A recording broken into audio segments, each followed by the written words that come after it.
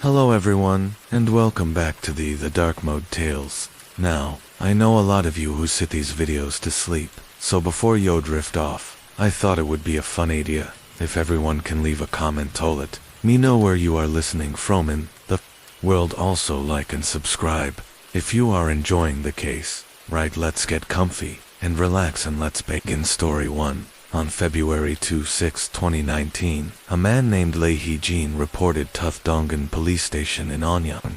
Sidia was concerned about losing his parents, his 62-year-old father and 58-year-old mother, and sought police assistance in finding them. For those familiar with our previous coverage of South Korean cases, you'll understand the atypical approach of the Korean police. They often show minimal concern even for missing children, let alone elderly adults. This case proved no different. The police were notably indifferent to Ejin's report based on their experiences of two elderly Piaplezamalanis going missing, very extremely rare. Most elderly missing persons cases were usually missed in, or at worst, medical emergencies. While out, however, Eugen insisted his parents were in perfect health, with no underlying conditions that could cause sudden death. Even if thou were ill, the probability of both falling ill simultaneously was practically impossible. After consideration, the police suggested Daithgin's parents had likely just gone on a trip, or had some business without informing the family. They told him to wait at home for news. This waiting period stretched over 2 weeks. Finally, on March 16th, still unable to contact his parents, Eugene was forced to return to the police station for a second time. This time the police acted with surprising speed. Just 2 days later, on March 18th, they discovered a horrifying scene at the Hyundai apartment complex in Gwangyang-dongin district. In a walk-cabinet, they found the heavily decomposed body of Sunja Haich-jin's mother. The tragedy didn't end there. That same afternoon, a report came in from Rul Pang-ti. A local warehouse manager reported an overwhelming stench that villagers had been noticing for days. They investigated. They found an elderly man's body in a refrigerator.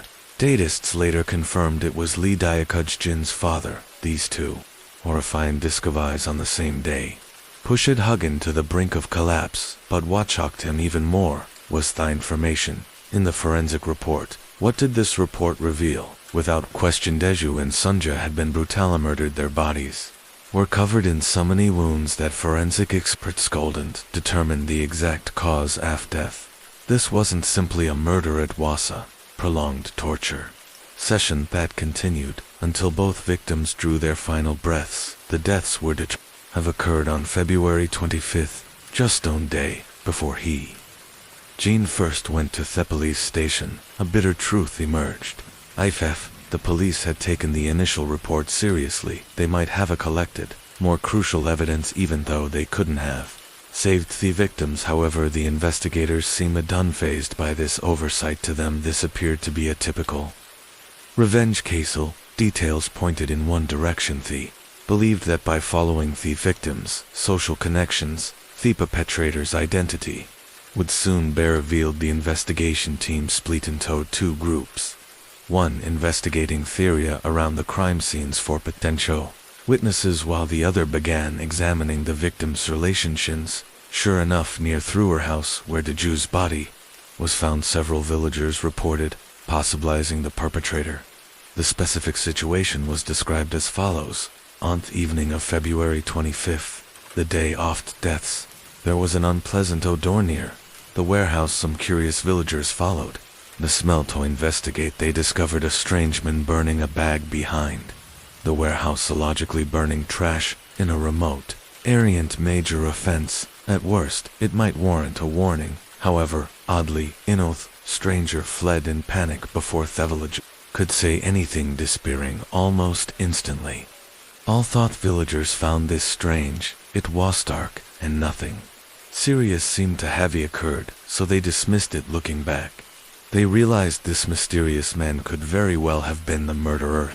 Villagers told police the man wasn't tall, was somewhat overweight, and judging by his running speed wasn't very athletic. Likely not a local farmer. This lead about the mysterious man was quickly passed to the team investigating victims' social connections. But a puzzling detail emerged. No one from family members to neighbors could recall anyone matching that description. Instead, they all insisted that the Lee couple lived very privately and always treated everyone, while no one could imagine them involved in such a bloody revenge killing. However, he and the victim's son had a completely different perspective.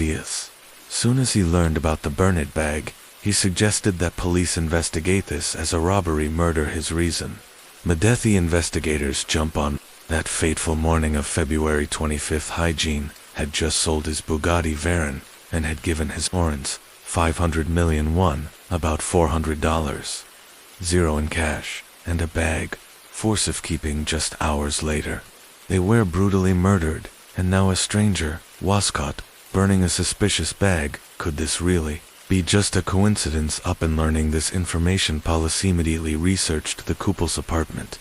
The investigation results further supported Hume's theory. There was no trace of the 500 million worth bag containing it. Checking the victim's bank accounts revealed no unusual transactions involving such a large sum. All signs pointed to Thisbe, a premeditated robbery. Notably, information about Hygiene selling his car was known to very few people, suggesting the perpetrator was likely Sumian familiar with the family. However, another strange detail caught the investigator's attention. Why did the killer preserve Merdia's body in a refrigerator in a rural Pang tea warehouse, while leaving Mrs. Sun's body to decompose naturally in the apartment wall cabinet in Onyang? Perhaps this wasn't simply a robbery. This situation could be explained in several ways. Maybe the killer acted alone and couldn't transport both bodies, or the vehicle was too small, or perhaps they intended to move both, but encountered an unexpected situation. However, the Korean investigators opposed a bolder theory. Suggested that leaving Sunja's body to decompose naturally wasn't random, it could have been intentional revenge. Compared to Diaku, it seemed the killer harbored a deeper hatred for Sunja. Alclus pointed to one conclusion: the Akler must be someone familiar who had a personal vendetta against Sunja. But just then an investigator noticed a major contradiction in the entire story.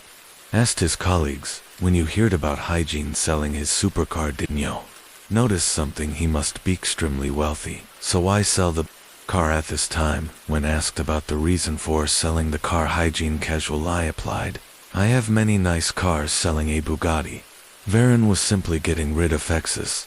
Nothing special. This seemed to be the issue. If he was that wealthy, why were his parents living in such an ordinary apartment? In previous case, whenever wealthy people lived so discreetly, it was usually to hide something. So was this family concealing some unspeakable secret? With this in mind, the investigator checked the legal background. The findings were startling. The Lee couple didn't just have Hygiene as their only child. Hygiene had an older brother named Hun. As soon as this name was mentioned, the scattered pieces of the case began falling into place to the investigators. The fact Thathian's parents became victims of a massacre seemed almost unsurprising. One dear, why, let me tell you the story behind Hun's name. From October 2008, South Korea fell into an economic crisis that pushed many citizens into financial hardship. During this time, many people turned to the stock market and investment funds as a lifeline, hoping to find a source of income to improve their lives. Hun emerged as a rising star, he quickly earned glamorous titles in the financial world: the Warren Buffett of Korea, Cheongdam's #1 stock trader, Korea's most experienced master. His reputation grew rapidly in Seoul's financial circles. By 2014, Lee Han's name had spread beyond investment circles. He became a familiar face on major media outlets, from the Korean Economic Channel to various television stations. Lee Hyun had built a perfect image of a businessman, young, talented, and dazzlingly wealthy. Han claimed to have graduated from the English Literature department of a prestigious private university.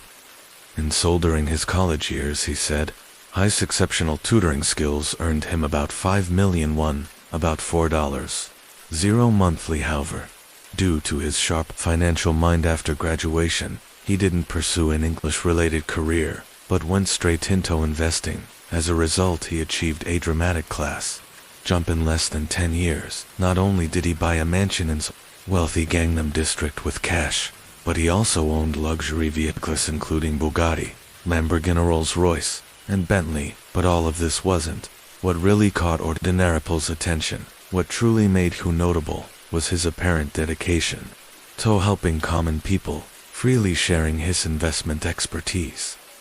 He regularly shared his investment secrets on television shows, and even helped manage finance for some devoted followers. Just imagine Eve, a renowned wealthy successful personified to manage your finances. Wouldn't you jump at the opportunity? As word spread, many people wanted Hun to help them make money. Faced with this rising investment wave, he reluctantly opened an investment consulting company to handle these matters for more cautious investors who preferred to trade themselves. As June generously shared lists of guaranteed profitable stocks that Lifamoli quickly turned this opportunity into gold when younger brother Henny established a P2P lending company to help those who wanted to invest but lacked funds. In a brief period, T brothers accumulated a massive fortune of over 20 billion, won about $16 million. But behind the glamour of a stock market mogul lay a dark truth. No one expected. All investors who trusted him gradually fell into complete bankruptcy. When some victims became aware and began investigating Hun, they discovered a shocking truth. His entire background was fabricated. Not a single detail of his past was real. For instance, he claimed to have graduated from a prestigious university, but in reality, he had never even attended college. His social media posts flaunting his wealth were all fabricated. He claimed he was about to become the distributor for Lamborghini and Bugatti in South Korea, up in verification. Due to South Korea's small market size, Lamborghini had never considered establishing a new distributor there. Even more outrageous was when, in summer 2016, Hun posted on Facebook claiming he had just landed at an airport in Cheonan, was preparing to have dinner with a high-ranking official from Jiangsu province. At the time, almost no one questioned this, only feeling impressed by Hun's connections. It wasn't until Hu was caught and imprisoned for fraud and illegal trading that this story resonated. Online Chinese authorities were forced to deny the claims, stating that Jiangsu had no such official that Hunan had mentioned. Moreover, the Chinese airport photo he posted was simply downloaded from the internet. In short, the entire post was his fabrication, and so Hun's empire completely collapsed. The investors he deceived collapsed with him. Thousands of people lost their entire investments, and many were left with enormous debts. Some victims, unable to cope, tragically ended their lives in despair. One could imagine if Hun hadn't been imprisoned, he might have been killed by his victims.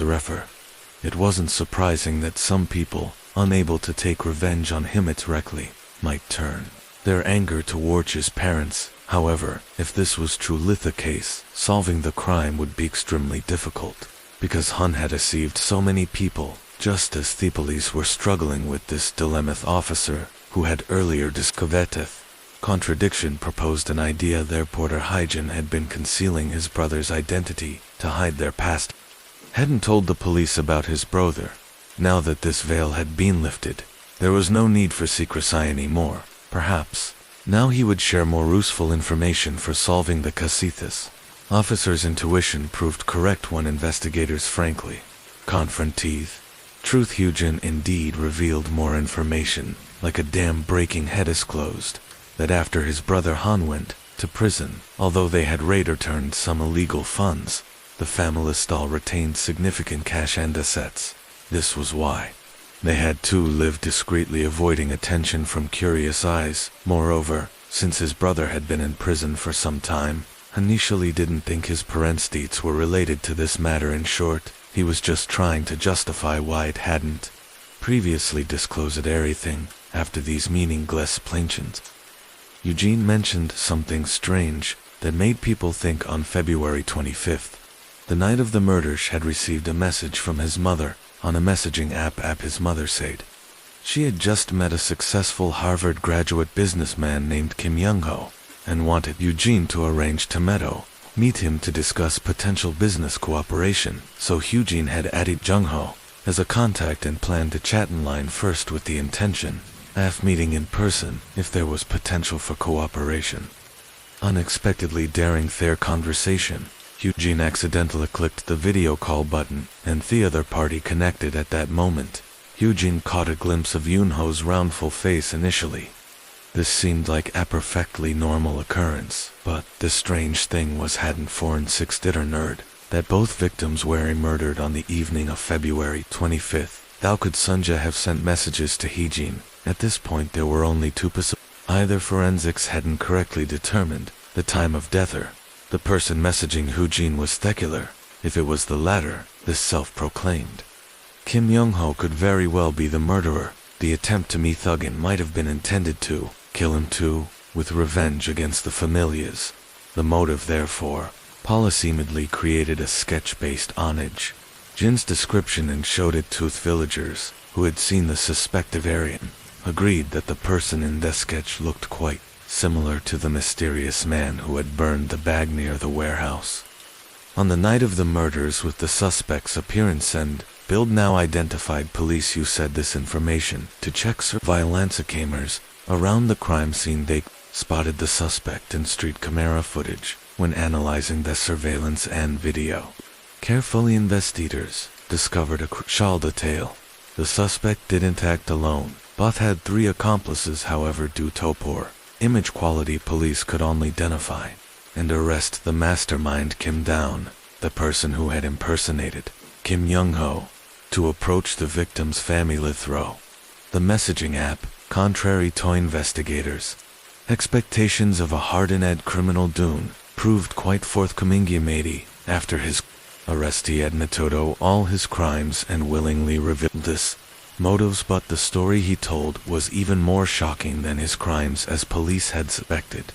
Dune was one of Hyun's countless victims. However, unlike most AFTOs who were deceived, he wasn't an ordinary victim. Dune came from a privileged background, having complete both his bachelor's and master's degrees in the United States. Afterward, he successfully established a yacht rental company there, and thrived for many years until August 2017. When tragedy struck, his business failed, his marriage fell apart, forcing him to return to South Korea.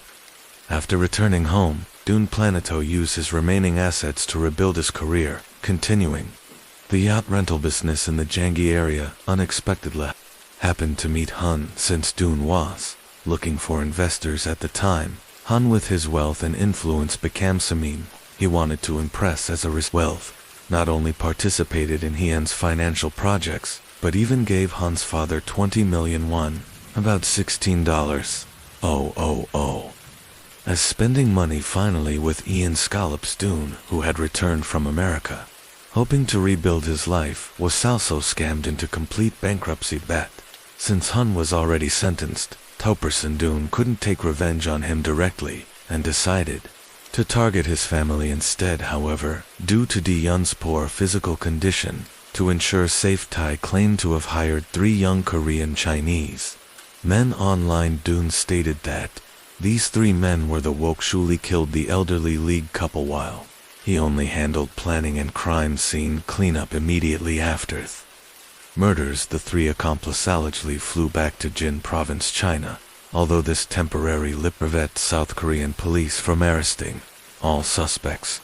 It didn't affect their determination of Dune as the primary perpetrator. Therefore, logically, the next step would be the standard trial process. But what investigators did expect was that when detailed information about the murders of the elderly Leak couple was reported by the media, it sparked major controversy. Instead of condemning Yoon's brutal actions, the South Korean public unanimously voiced support and called for the court to reduce his punishment. This strange reaction led many to question, no matter how despicable Hyun was, his parents were innocent, so how could the Korean public be so blind? But truth behind this reaction was even more shocking. Hun's financial empire was actually a family business, where each member played a role in the fraud scheme. His parents weren't merely innocent standers, but actively participated in management. Particularly Sunja, the supposedly innocent mother, regularly operated on her son's paid channel, using her image as a respectable mother to persuade and lure people into the stocks their family promoted after the scheme was exposed. Sunja was also convicted, but only received a suspended sentence and a fine of 50 million won, about $4. Simply put, the elderly couple were accomplices to their son's crime. Ever when faced with public criticism online, the couple not only didn't apologize, but coldly declared that no one in all of South Korea studies stocks as seriously as our son, implying that convicting Hyun of fraud was unjust. Now you understand why public opinion sided with Dion. Don't you just want? The case seemed to be reaching its conclusion. An unexpected twist emerged. 3 Korean Chinese accomplices after returning to China suddenly posted shocking accusations about Dion Ify. Moon was a financial fraud. Her Dion was even more vicious. He deceived people to take Lee's days previous statements about being only the mastermind, while the other 3 were the direct perpetrators. Suddenly collapsed. These 3 individuals revealed the frightening truth behind the murders. Everything began about a month before the tragedy. Han Dion posted a job listing for security guards online. The 3 young men were attracted by promises of an easy job with attractive pay, applied and were quickly hired. But when they completed all procedures and made the long journey to South Korea, Duan's first request wasn't normal security work. It was the horrifying task of transporting 2 elderly corpses to Airmoat warehouse in the country. These 3 young men weren't foolish. When they discovered they were transporting corpses, they immediately refused Aeon's request and fled back to their country. In other words, the 3 supposed accomplices were actually laborers, whom Dion had lured from China to South Korea. They were completely innocent in the massacre. All crimes were committed by him alone. However, South Korean Paula schooled and hastily believed these accusations, while requesting China's cooperation in extraditing the 3 men. They thoroughly investigated the group's movements during their time in South Korea. What they discovered supported the 3 men's testimonies. None of them had received any money from Dion. In fact, one of them had to borrow $200,000 won, about $160, from local friends, just to buy a plane ticket home. This detail contradicted Dion's claim about hiring them to commit murder, but this discovered to a bigger question. If Kim Dion had lied about these 3 men's roles, was his entire previous confession reliable? Were there other secrets behind the case waiting to be revealed?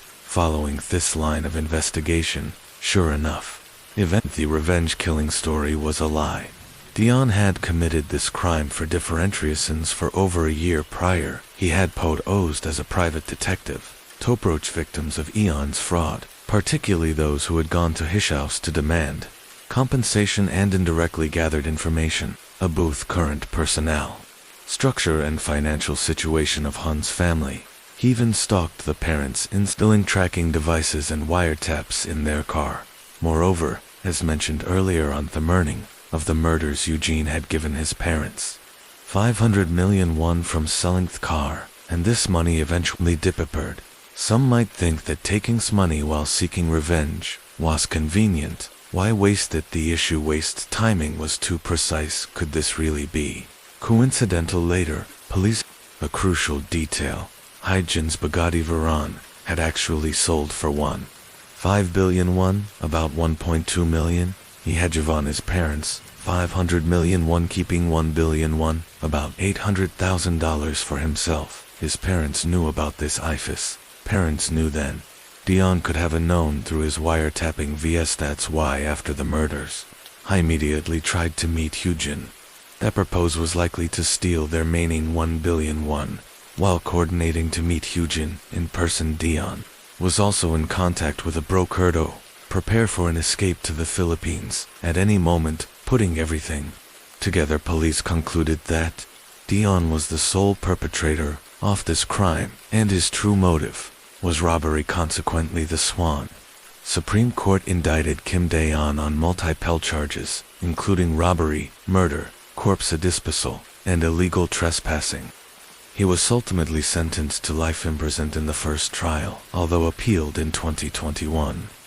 The Supreme Court rejected his appeal and upheld the original sentence, notably by this time Han, who had been convicted of fraud, had been released after serving his prison term logically, several years in prison, and his parents' horrific deaths should have taught him a lesson and led him to reform his life. Unexpectedly, after laying low for a while, he resurfaced and began using Bitcoin to commit fraud. After his crimes were discovered, he was arrested again in September 2023. However, this time, he was quickly released on bail, perhaps. The most bitter aspect of this story is that after his release from prison, Lee Hee-moon seemed affected by his dark past and his parents' deaths. Using his remaining wealth, he married a female idol, built a family, and enjoyed a luxurious lifestyle. This case isn't just a tragedy about greed and revenge, but also a warning about how people can lose their humanity for money. Some commit fraud without remorse, others readily kill for robbery, leaving permanent scars on society's story. 2 July 12, 1994, in the morning, Xiao Tao, a construction worker from Yanu village in Yangqing Tunzhou City, Sichuan Province, China, went to work. As usual, he returned home alone that evening to find his wife, Xia Shuiqin, and their 2 sons missing. Initially, Dafu assumed his wife had taken the children to visit her parents. However, the next day his neighbor Mrs. Ma shared some strange news. Mrs. Ma explained that Shuiqin had borrowed a pair of white plastic sandals from her previous morning, saying she planned to go to the market. The children, not wanting to stay home, had insisted on accompanying their mother. After hearing this, Dafu instinctively thought his wife must have taken the children to stay at her parents' house. After shopping, he quickly ate breakfast and cycled to his in-laws' home. Home by noon, despotisking everywhere and checking with relatives and friends, Dafu couldn't find any trace of his family. A sense of foreboding began to grow worried. Dafu went to the town market to inquire. The local steer said they hadn't seen Shuiqin or 2 boys anywhere at this point. A Junu villager named Ga Yuan Ku provided crucial information.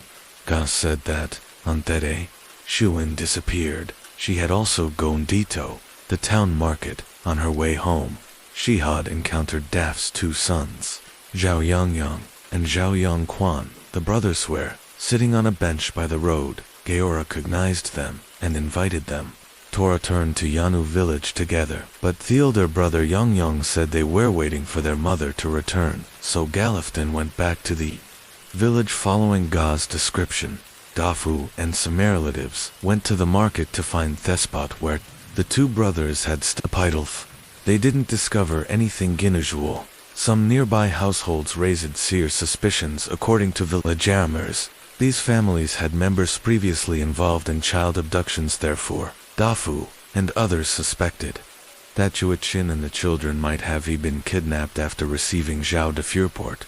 Local police investigated these households. The most suspicious among them was a man named Pu Jijian, common Liknan as Pu San by locals. Unfortunately, Hen police searched Pu's entire house found no related evidence or trace. Its investigation result deeply disappointed Dafu.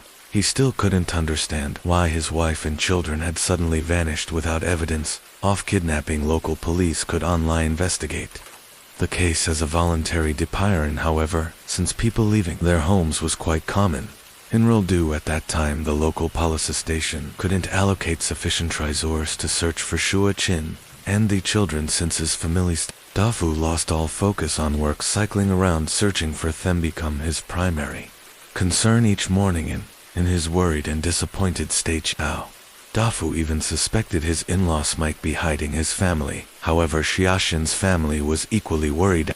2. Shuiqin's sister. Their family had also searched many times. Asher's sister, she dreamed of Shuiqin's return, even in her sleep.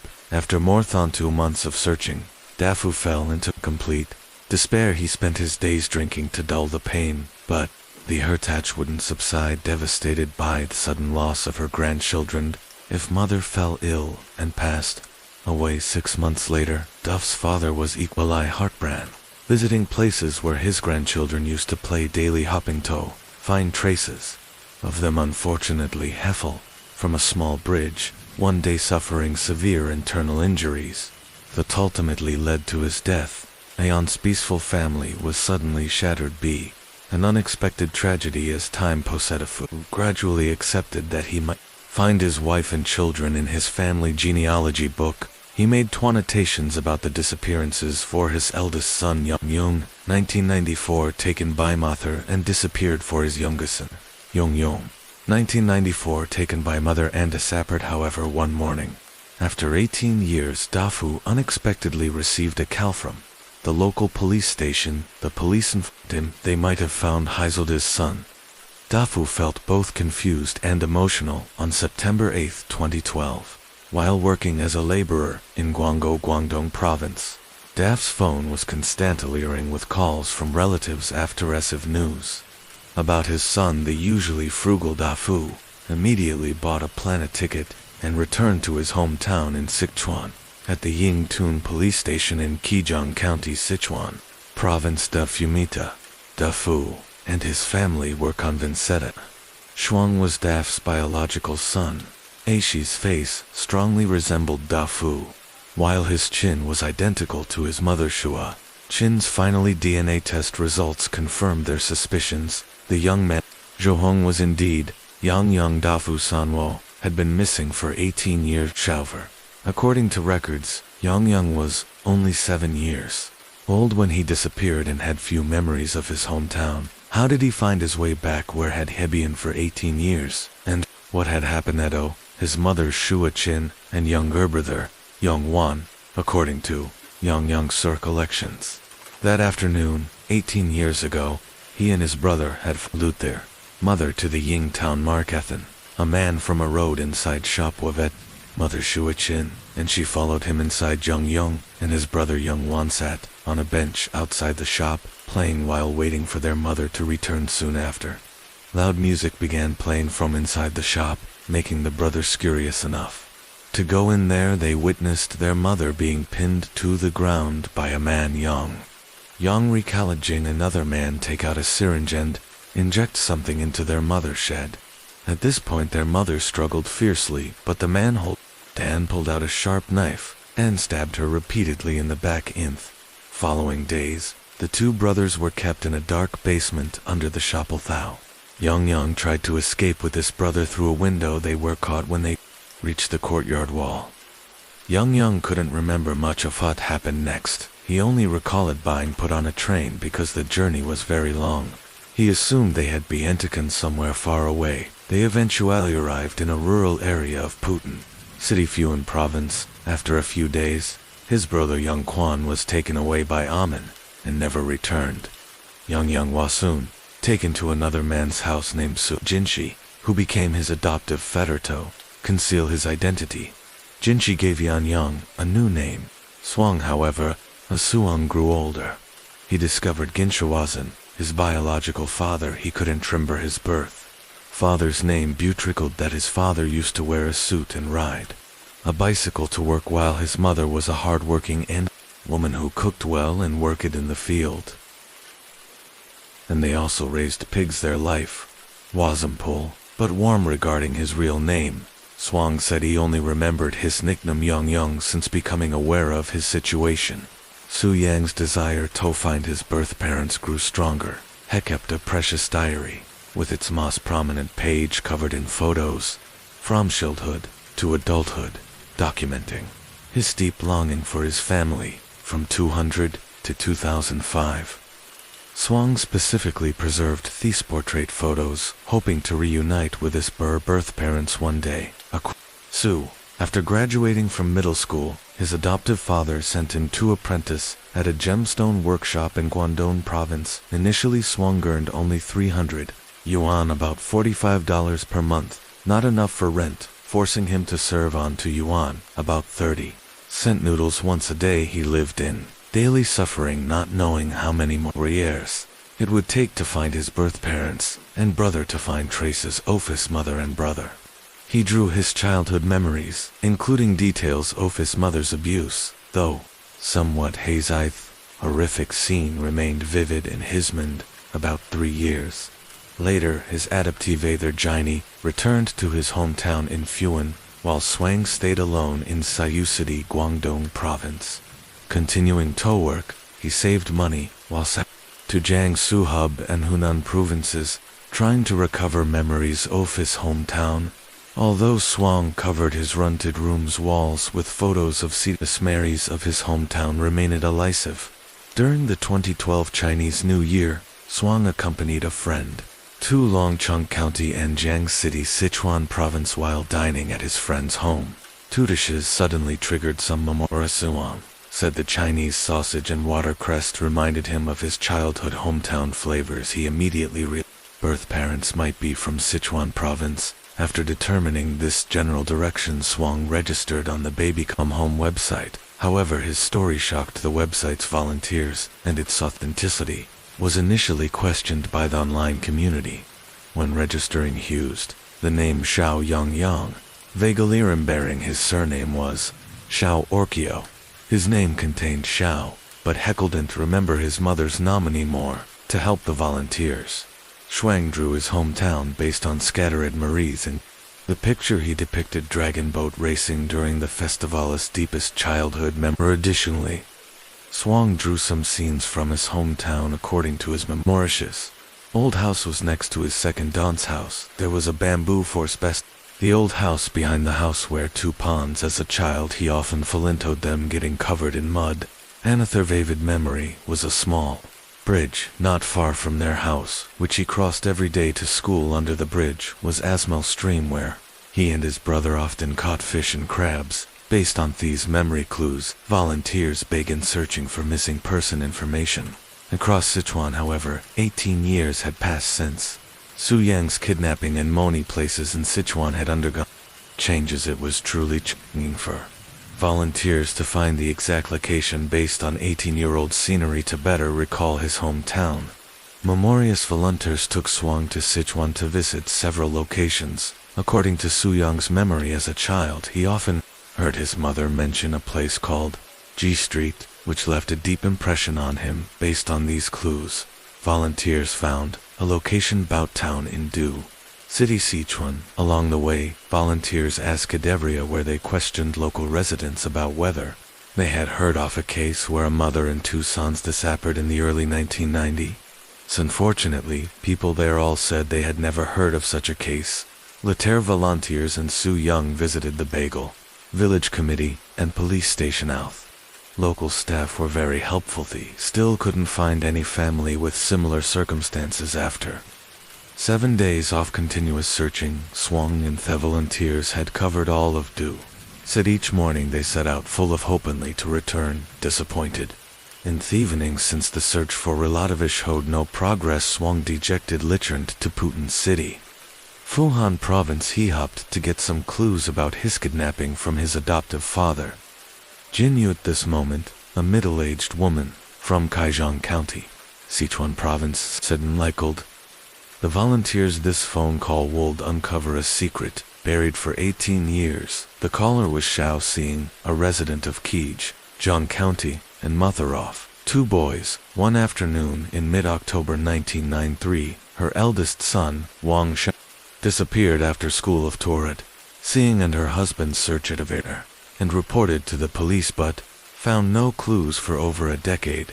She never gave up searching for her son Shang, while working away from homesites regularly following missing person news. She also contacted Baby Come Home website staff and local Sichuan volunteers. In early September 2012, Xiao Xing saw the article about Swang searching for his family. She thought it might be her son Shang called the volunteers. However, after several inquiries, both parties realized that Dezwang seeking relatives in the news might be the son of a Zhao family from Yongxing.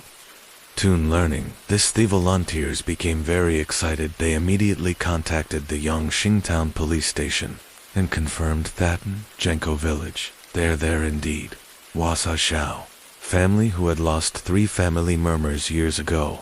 Then the police went to Dafu house. At that time his sister said that after seeing the photo in the newspaper, she immediately believed the own man in the picture could be her brother's long-lost son, Yang. On September 11, 2012, in Genko village Yongxingtun, people gathered at the village entrance to welcome Yang home. After nearly 2 hours of watching Yang finally appeared at the village entrance, with the volunteers although firecrackers exploded loudly on both sides of the village road. Yang's tears wouldn't stop flowing, facing his sobbed father and villagers.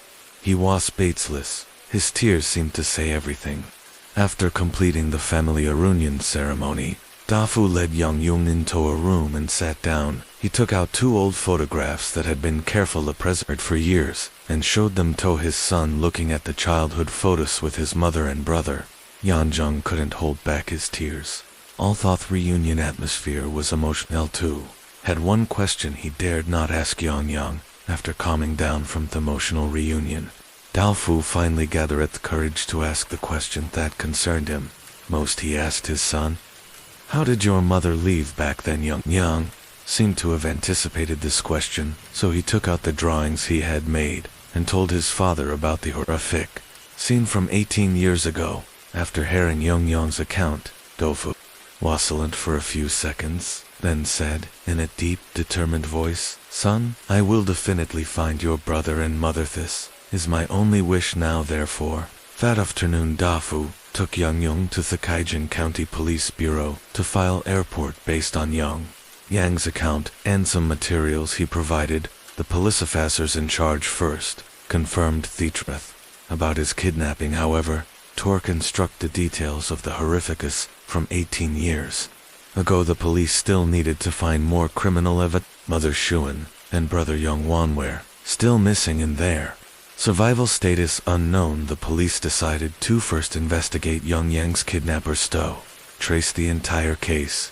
On September 13, 2012, the Qian County Police Bureaus and 2 investigators, with Yang to Putin City, Fuan Province, in a village called Hoji, in Putin City, Cayenne Police found Yang's adoptive father and asked about the kidnappers from that year. However, Jinshi was very cold, saying it had been at least 20 years since he'd seen that kidnap, and he no longer remembered what he looked like. Faced with Jin's resolution and cooperation, the case officers felt very helpless. Therefore Yang decided to ask other villagers. As a result, most villagers also spoke ambiguously to reveal information. A booth kidnapper. The 2 investigators had to turn to the local police station, requesting them to dispatch officers to assist in the investigation. According to Yang's recollection, he had stayed in another man's house for some time before his adoptive father took him home. But Yang didn't know where this man lived or his name. He only remembered the man's house had a loft with something like a temple shrine upstairs. At that time Yang was locked in the loft and saw villagers frequently coming to burn incense and worship to find the kidnapper's specific location. Local police called Gian for questioning against this time. Jean clearly showed more cooperation with the investigation according to his recollection. That Yara middleman, named A, had approached him saying there was a child about 6 or 7 years old in nearby gang village asking if he wanted to adopt. Then Jinshi had followed this middleman to another man's house. Jinshi said he paid a total of 5,800 yuan, about $850, and took Yang away. However, unfortunately, this middleman had now developed age-related memory loss and couldn't provide any more related clues. For police had to take Jin to Gong village in B-town to point out kidnapper residents. According to Togen's recollection, the kidnapper was Nam W. Jen, a local from Gang Village. Compared to that year, although Gang Village had undergone many significant changes after searching house by house, Su Jinshi finally led police to Wang Jun's house. Over the years, Wang Jun's house had been rebuilt into a multi-story building, but the small temple shrine upstairs remained almost identical to its arrangement from 18 years ago. However, faced with police questioning, Wang Zhen only admitted Toyang Yun being adopted by Su Jinchi Thatcher. Regarding the kidnapping, he, Chasito, remained silent to find a breakthrough. Investigating officers decided to first investigate Wang Jie's social relationships. They quickly made a rather surprising discovery. Through investigation, police learned that Wang's wife was also from Qichong County, Sichuan Province, and had also been kidnapped and brought here growing up before marrying Wang. According to her statement, over 20 years ago, a man nicknamed Pen Nai had kidnapped her. Later, she witnessed other children being brought to Wang's house multiple times. Through further investigation, police quickly identified real name of this Pen Nai as Zheng, 58 years old, from Xinyang Town, the same hometown as Young. Related documents showed that Zheng had previously been sentenced to 6 years in prison by the Qichong County People's Court. 4 child kidnappings, and with him were 2 author accomplices, one of whom was Pusan Damanda Fu, had suspected of kidnapping his wife and children. Based on this connection, Kaizhong police believed Zheng and Pu were likely the perpetrators who kidnapped the 2 brothers Young Yung that year. Therefore, after interrogating Wang, police quickly arrested Zheng Xi. They also quickly went to Pu's house. He was now 51 years old. During initial questioning, Pu quickly admitted that the kidnapping of the Thetu brothers Yang Yung that year was indeed his doing. However, regarding the whereabouts of Shoachin Yang Yung's mother, he still hadn't confessed the truth. He only revealed the third suspect was Li Dinji. To quickly apprehend, the police immediately went to his residence for a surprise arrest. However, unexpectedly, the cunning Leo Dinji had caught wind of the news and fled beforehand. According to Pio's confession, Lia was actually his blood brother, adopted into the Lia family from childhood. He had always maintained an unbreakable relationship with the Pu family. Therefore, after searching the Li family's connections, police went to Pu relatives' homes and then a boring town. Sure enough, they found Li hiding there in the interrogation room. Li honestly told investigators he went to ask for the government lensee. I'm willing to confess all crimes then. Li detailed the entire criminal process from 18 years ago. That time went back to early July 1994. Due to financial difficulties, Leo had gone to Pu's house to borrow money. Unexpectedly, Pu once again proposed kidnapping plan they had contemplated many times before. Pu told Li that kidnapping a child could earn them several thousand yuan, and this money also sparked Li's evil intentions. According to Pu's plan, Li was responsible for observing targets on this street, then luring them to his shop for taking action. However, Li had observed for several days without finding a suitable target. Therefore, Pu proposed an even more ravishless plan. He said if they saw adults with children, they could kill the adults first, then kidnap the children. Tosal, on July 12, 1994, Li saw Shua Chin leading her 2 sons passing by Push house. Therefore, Pu actively stepped out to greet Shua Chin, saying he needed her to deliver a message to someone in Jinko village. Without suspicion, Shua Chin followed Pu into the shop. To easily subdue Shua Chin, Li first Tornado CCast Players Volume 2, Maximum Tomask. Any upcoming sounds unexpectedly. Cassette players sound attracted to brothers Young Yang to run in a bedroom behind Pu's shop. Li first strangled Shua Chin and pinned her to the ground. At this point, Shua Chin struggled violently, so Pu pulled out a knife and stabbed her. After killing Shua Chin, Pu and Li locked the two brothers Yang Yang in the basement of Buddha. Week later, Pu contacted the human trafficker Zheng through Zheng's arrangement. The 2 brothers Xiang Zheng were put on a train. They first went to Beijing, then transferred to Pincity Fuan province. As for their mother Shua Chin, she had been dismembered by Pu and Li, and finally buried in a vegetable garden behind Pu's house around 10 a.m. on February 28, 2013. Police brought suspect Pu to a bicycle repair shop on Bo Street, Yangqingtun. Around them, local residents gathered in large numbers, hoping to learn the truth about the case as soon as possible. The vegetable garden behind the shop mini residence had surrounded the Bode excavation site. Although Pu had confessed to all crimes, police still needed to find victim Xiao Qin's. According to Pio's confession that year, he and Laya had divided the body into 3 bags for burial. In 2008, he had dug up 2 bags and burned them. Burning location was in a corner, off the courtyard to ensure no criminal evidence was overlooked. Technical staff meticulously crumbled each piece of dug up soil. They carefully washed every fragment suspected to be bone besides some chicken and pig bone. Fragments Police also found some important evidence, including a fragment suspected to be human skull, some ashes from burning plastic bag pieces used to wrap the body, and a rope used to tie the body. However, based on this evidence, technical staff still couldn't prove the victim had been buried in this garden. Their only hope was finding the 3rd unburned bag. But the case had occurred 18 years ago, and said he couldn't clearly remember where the 3rd bag was buried in the vegetable garden. In the situation, the investigation team had to decide to dig about 3 feet deep across the entire garden. As a result, they quickly unearthed a plastic sandal. This sandal had basically melted, with only the celestial showing a bit of white color bivouaking a final black. Plastic bag was found. Inside was a bag of bones.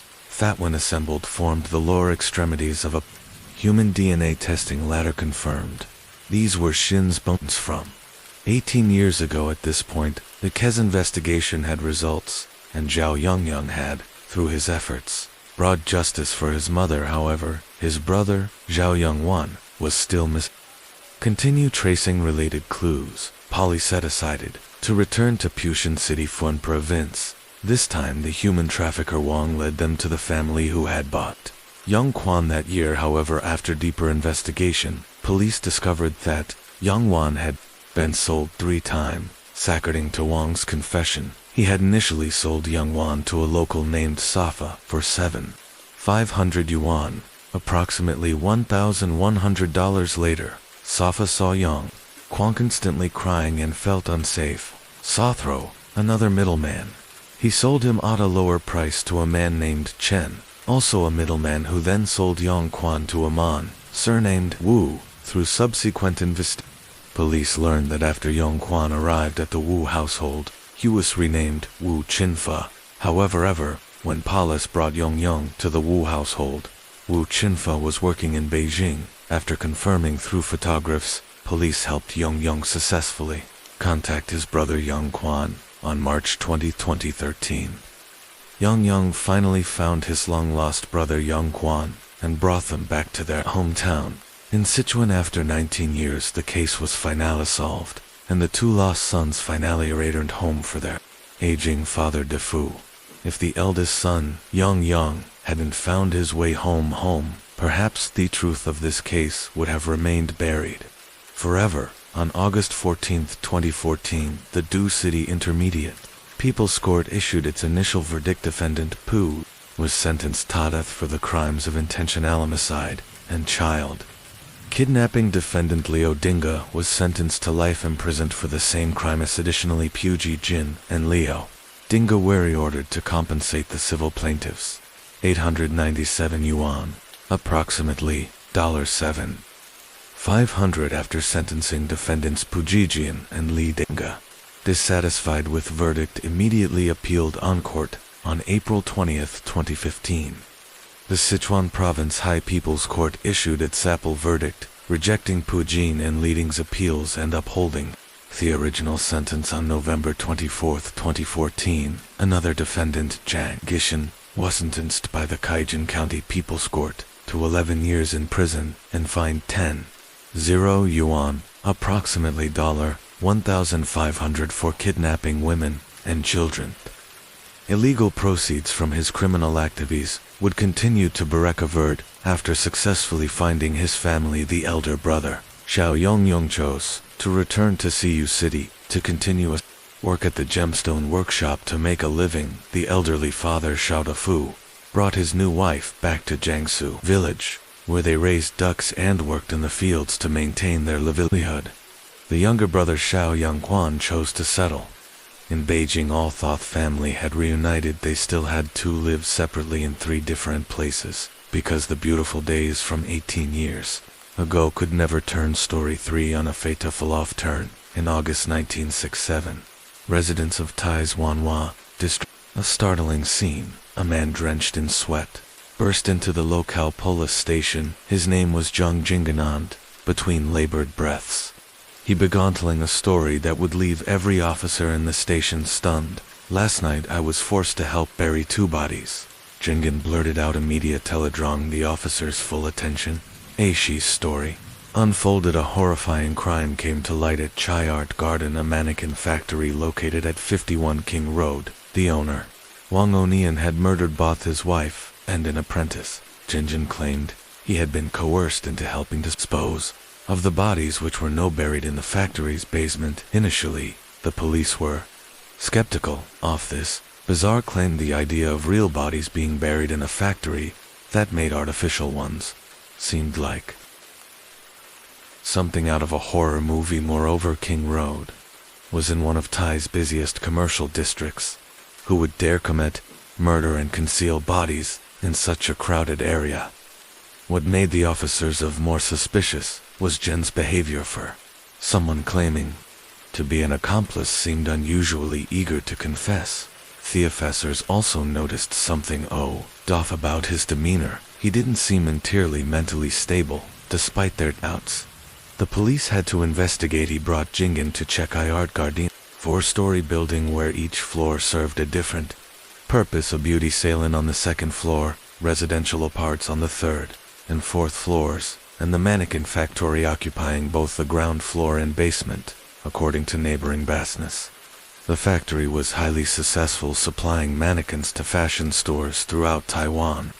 They operated almost constantly, like closing, even on holidays. That's why it's struck everyone as odd when 2 days earlier, owner Waman had suddenly announced the factory would be closed, posting a "closed today's" sign on the door, something completely out of character. When the investigation team arrived, several reporters were already on scene. After repeatedly knocking with no response, the police were forced to break down the door. As soon as the door gave way, police and reporters flooded into the building. The ground floor featured a display window containing 6 plastic mannequins. Though officers thoroughly searched this level, they found no bloodstains or signs of struggle. Finding nothing on the main floor, the group descended to the basement where Jingan claimed the bodies were buried. The scene that greeted them was unsettling. Dismembered mannequin parts scattered, hair, arms, legs, heads, and torso strewn about, while the air was thick with the pungent smell of iso, a molecule used in mannequin production. Faced with this eerie tableau, police began to theorize that Jingan might have been affected by the toxic environment. Combination of harsh chemical fumes and the grotesque appearance of the disassembled mannequins could have caused him to hallucinate, mistaking plastic parts for human remains. However, Jingan, his body trembling, insisted on pointing to a specific section of the concrete floor, maintaining that the bodies were buried beneath. Initially, Theffler showed no obvious signs of having been disturbed, but while everyone was still puzzling over the zone, detective made a crucial discovery in the bathroom: a pile of what appeared to be freshly excavated soil. Additionally, under the display case upstairs, they found cement and fine sand materials that had nothing to do with mannequin production and were typically found at construction sites. When these discoveries were cross-referenced with Jean testimony, investigator Spain to suspect his story might have merit. After all, the police decided to excavate the concrete floor, bringing in for more EORI workers with specialized equipment to handle the task. Almost immediately, they found something. The steel reinforcement bars beneath the concrete had been deliberately cut. Then at about 8 in deep, they made a chilling discovery: a fabric glove. The atmosphere at the scene grew increasingly tense as they reached a depth of roughly 22-28 in the workers encountered something unusual. When they lifted it out, they realized it was human hair. Immediately after, the unmistakable odor of decomposition filled the air, confirming the investigators' worst fears. There were indeed bodies buried the floor. From this point on, the excavation proceeded with extreme caution to preserve evidence and protect the integrity of any remains for future forensic examination. At 11 o'clock p.m., they uncovered the first body, a woman with no visible external injuries. Just 30 minutes later, they found the second body, a male. Unlike the first victim, this body showed clear signs of violence. Face and body were bruised and swollen with distinct strangulation marks on the neck. The bodies had been stacked in the pit, with the female victim placed on top of the male. Fortunately, both victims' faces were intact enough for identification. Kong Jingan's story. The female victim was Su Wan, Wen Men's wife, and the male was Qin Guang, an apprentice at the factory. The medical examiner retrieved that both victims had died approximately 2 days earlier with asphyxiation as the cause of death. However, one peculiar detail caught the investigators' attention. Su Wan's head had been shaved, and the hair they'd found during excavation was confirmed to be hers. This raised an intriguing question: if Jinan's account was true, and Wen Men was the killer, why would he shave his wife's head as police arrest Wen Min? They realized they'd made a critical error in their investigation protocol. Their initial skepticism of Jinan's story had led them to skip securing the suspect before searching the premises. As a result, by the time they confirmed the truth of his claims, Wen Men had already fled.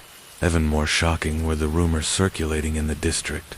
Local residents claimed that during the excavation, Wen Min himself had been among the onlookers, disguised and watching as police unearthed his victims. Soon the chaos of the crowded crime scene officers had failed to recognize him. This revelation was a devastating blow to the police department's reputation. Police immediately issued a wide warrant for Wen Men's arrest. To understand the behind the murders, investigators began digging into the backgrounds of both the perpetrator and his victims.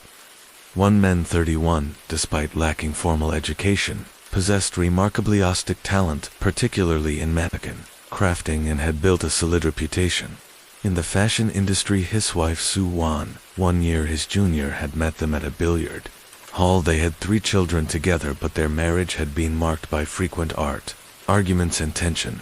The male victim, Chen Guang, was just 18 years old and had nearly completed his apprenticeship.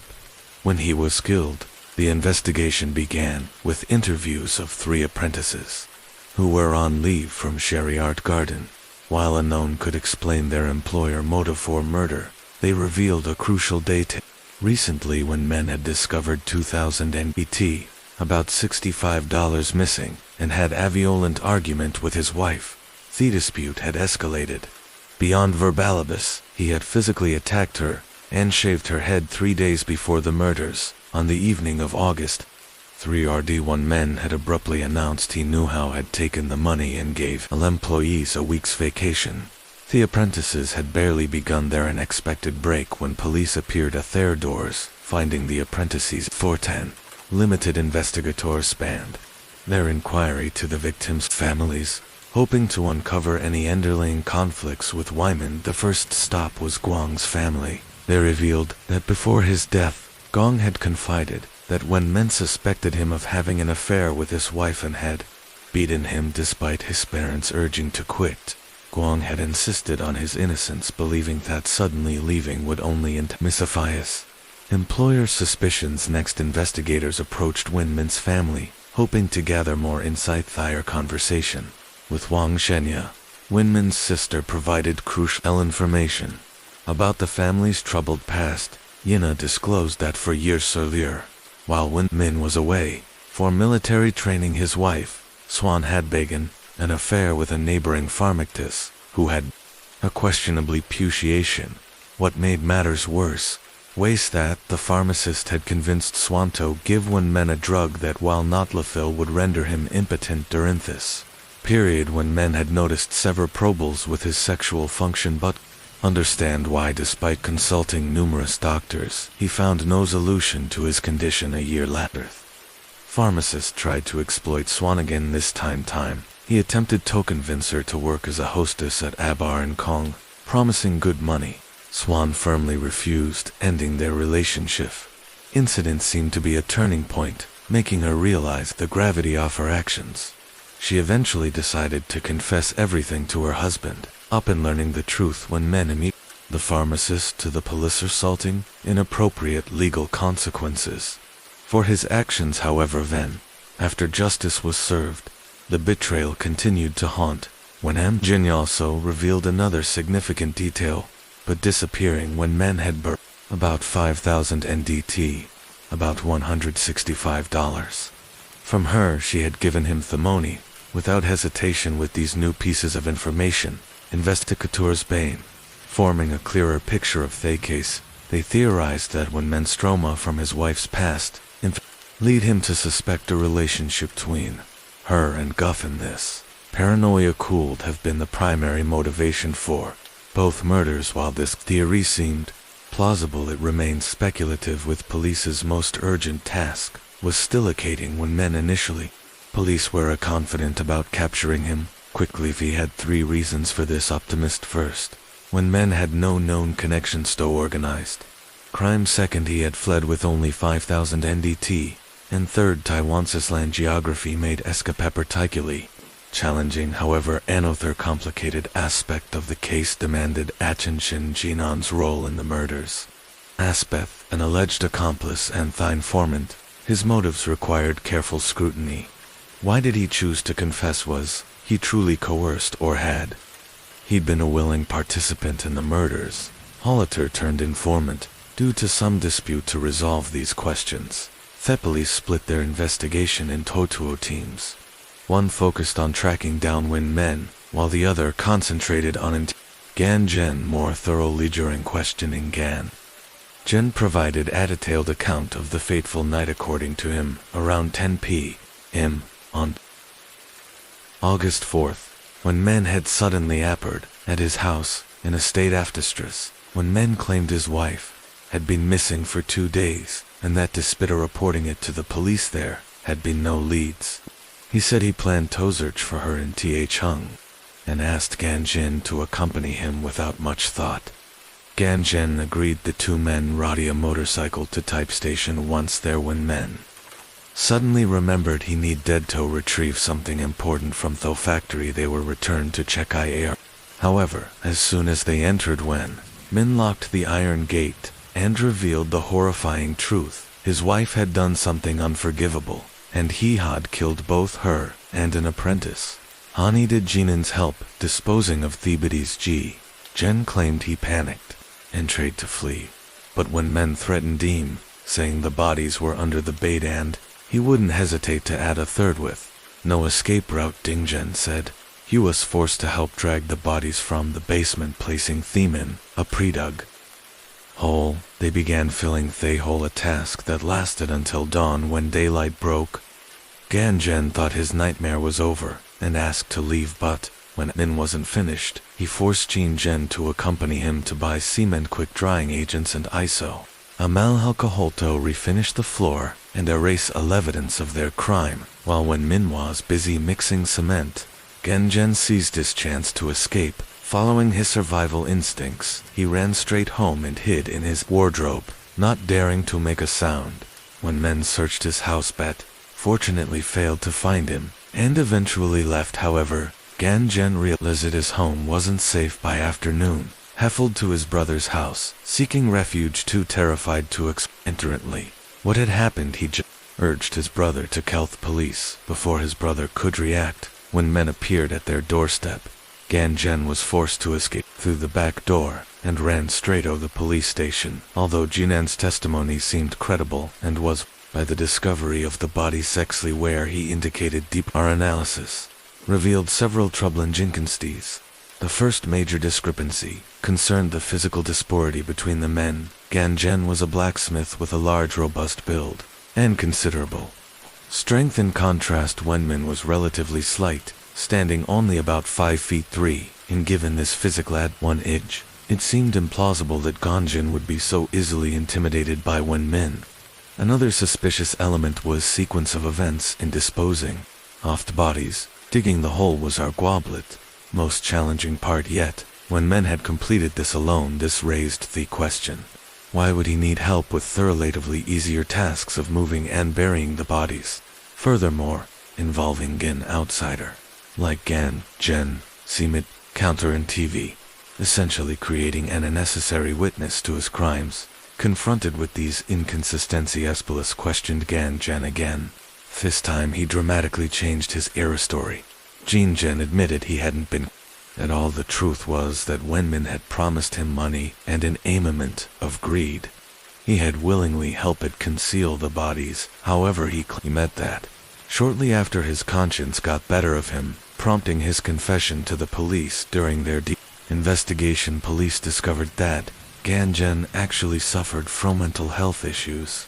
Years earlier, he had sustained a head injury in a car accident that affected his nervous system. While he could maintain basic daily activity and social interactions, his thought processes and manner of expression were noticeably different from the norm. Furthermore, investigators said there was a family connection between the two men. Jinan's brother was Wan Men's brother-in-law, and when Men had even introduced Gan Jen to his wife, considering Jinan's mental condition and the family ties between them, it made more sense. Why, when Men might have chosen him for help, however, this also raised a new concern. Given Jinan's mental state, how reliable were his statements? This made finding one man even more crucial. He was the key to unraveling the entire case. Police were so confident about catching Wen meant that they didn't even offer a reward for his capture. However, as the investigation progressed, things became increasing. After searching throughout Taipei and expanding their investigation, Taichung police still couldn't locate Wen Min. Just as they were growing frustrated with the lack of progress, a new development made the case even more complex. A man named Yang Gang Quan rushed to the police station to report that his wife Lu Wang had disappeared and was likely with Wi Min. Yang's family ran a wig-making business and had frequent dealings with Wen Men's mannequin factory, which was how the family's knew. Lu Wang, 30, was a mother of 5 with her youngest, still nursing Engen, had 2 reasons to suspect his wife's disappearance was connected to Wan Min. First, they had disappeared on the same day, and second, neighbors had witnessed Lu Wang getting on Wen Men's motorcycle before they rode away. Gang Quan feared his wife might have been cursed, or even kidnapped. This report opened a new avenue of investigation. Han police searched the Chai Art Garden again. They discovered in time photographs of Lu Wang among Wen Men's belongings. The photos appeared to have been taken with Lu Wang's consent, suggesting their relationship was more than casual. Further investigation revealed that when Lu Wang left, she had taken her ID and some cash with her. Based on interviews with her children, police concluded she hadn't been kidnapped or coerced, but had willingly fled with Wyman. This dispute made the police's task even more challenging. Now they weren't just looking for a fugitive murderer, but by a willing companion. Throughout August, the fugitive couple Beam, Taiwan's most talked about strife. Public was eager to see them captured and brought to justice. However, their whereabouts remained a mystery. Rumors placed them everywhere from southern Taiwan to the central regions, and even in Sanjiang, police had no concrete leads. Initially, investigators that by blocking their access to bank accounts and preventing family assistance, the 50 new Taiwan dollars Men had taken would soon force them out of hiding. Police warnings were published in multiple newspapers, stating that anyone harboring the couple would be charged with aiding and abetting criminals. However, these measures failed to draw them out, leaving law enforcement increasingly frustrated. On August 16, 10 days after the murders, police intercepted a letter from Wan Min to his father. The front of the letter, written in Chinese, appealed for sympathy for his 5 children and requested his father Gang Wan about 20 NDT for living expenses. However, on the back was a message in Japanese saying don't giveth money. This was clearly a deception by Wen Men, taking advantage of Lu Wang's inability to read Japanese. Toscretly instruct his father to withhold money rather than delivering. Thelator police released its contents Tuth pressed through reporters, hoping to create discord between the fugitive Ellis investigation had shown that Lu Wang had been home with her children during the murders and wasn't involved in the killings. They hoped that exposing Han Men's deception would convince her that fleeing with him had been a mistake and persuade her to return home. In addition, the police also let Lu Wang Shuzbin gain and publish an open letter in the newspaper gang. Quan promised in the newspaper that if Lu Wang returned everything would be forgiven. Their eldest daughter also wrote a letter herself saying, "Mom, my sister and brother are both crying. I miss you so." However, these efforts did not move Lu Wang one.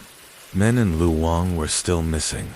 Thus the police's efforts had not yet yielded any important clues. Many people began to question the police's ability. On August 24th, with no other choice, the police offered a reward of 30 NDT, about $750, for anyone who could provide Wenmin's location, which could lead to his arrest. However, Lu Wang's neighbors pointed out that the photo of Lu Wang released by the was an old photo taken after the birth of her fifth child. Wench looked chubby while now she had lost a lot of weight. Such photos were of no help at all in the search. The police then revealed another important feature of Wenmin, saying that he had a strange odysseus and needed to drink herbal tea regularly in the summer. This information caused herbal tea stalls across Toronto be packed with people hoping to find Wenmin and receive a reward of 30 NDT.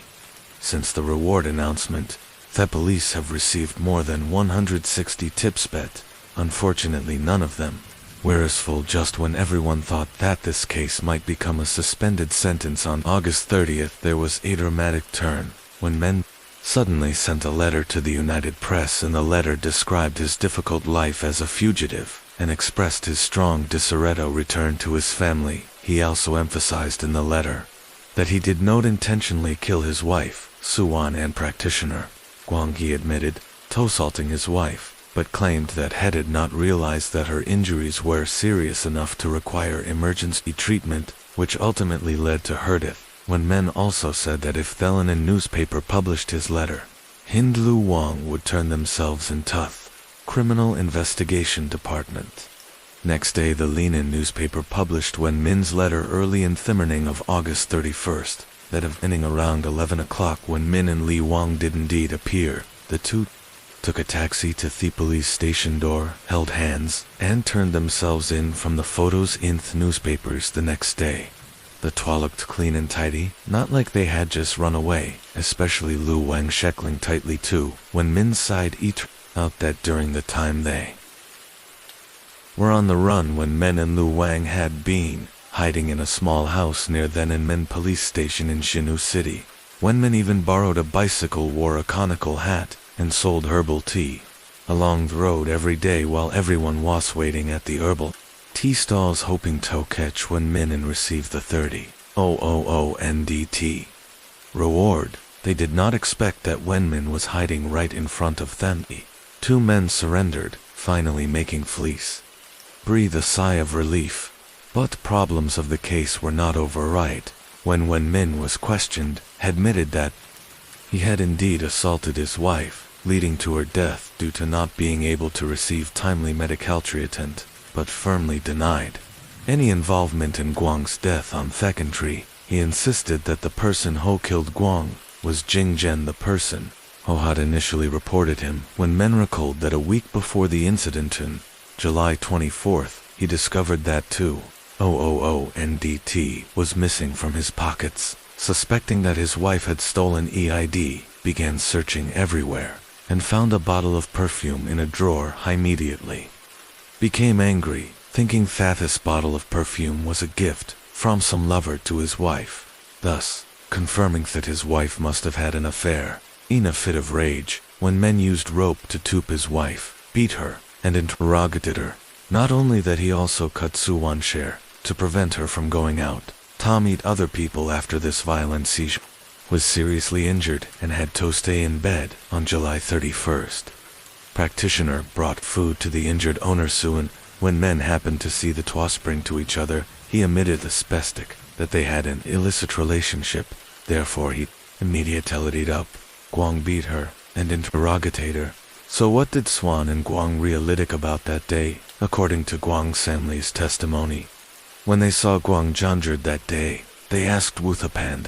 He explained that, when he brought food to his boss that day, she secretly told him that when men suspected him of stealing too, 0 NTD and beat her every day. If this continued, she will be beaten to death. So she asked Gong to help her seek help from outside. Fortunately, this whispering convenience was caught by Wyman, causing him to be brutally tortured by his boss after. Hearing it, his family advised him not to go to work anymore, but Guang insisted that he was innocent, and decided to go back and explain. Clearly to Winman, when he confronted Winman again, in order to prove his innocence, Guang told him that the person Horley had an illicit relationship with Suan was not him, but when Men's brother-in-law, Jinan's brother at this time Jinggan, was also present at the scene. Hearing this, he flew into a rage and immediately refuted Guang. "You are the one who has a relationship with your sister-in-law, and you still want to blame my brother." In a fit of rage, Jinggan beat Guang up in order to prevent Guang from screaming. He also covered the victim's mouth while punching and kicking. Seeing this, Swan quickly spoke up to stop him, making Wen Men even angrier and turning to beat his wife.